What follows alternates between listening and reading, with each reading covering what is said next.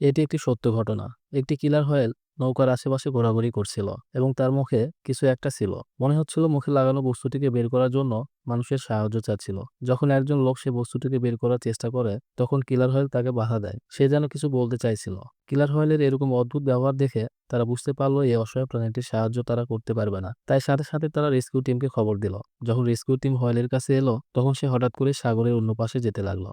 একটা ছোট গুহা পার করে যখন রেস্কিউ টিম তার পিছন পিছন যেতে লাগলো, তখন তারা দেখলো একদল অর্কা অর্থাৎ কিলার হোয়েল সেখানে ওয়েট করছিল। রেস্কিউ টিম গিয়ে দেখলো ওই অর্কাটির মায়ের লেজ একটি দড়ির সাথে আটকে গেছে এবং সে ওই অবস্থাতে অনেকদিন ধরে সেখানে আটকে আছে এবং অন্য ছোট অর্কাগুলো নিচ থেকে তাকে সাপোর্ট দিয়ে রেখেছে যেন তাদের মা সাগরের তলায় না পড়ে। তবে রেস্কিউ অপারেশনের সময় ওই অর্কাটি সম্পূর্ণভাবে সহযোগিতা করে। হয়তো সে বুঝতে পেরেছিল রেস্কিউ টিম তাকে সাহায্য করার জন্য এসেছে। সে তার লেজ যতটুকু উপরে তোলা সম্ভব তুলে দিয়েছিল। অনেকক্ষণ চেষ্টার পর রেস্কিউ টিম ওই দড়িটি কেটে দিতে সক্ষম হয় এবং ছাড়া পাওয়ার পর ওই মা অর্কাটি তার বাচ্চাগুলোর সাথে সাঁতার কাটতে শুরু করে। এরপর রেস্কিউ টিম যখন চলে যাচ্ছিল, অর্কাগুলো তাদের সাথে সাথে উপকূল পর্যন্ত যায়। হয়তো তারা তাদের মতো করে ধন্যবাদ জানাচ্ছিল।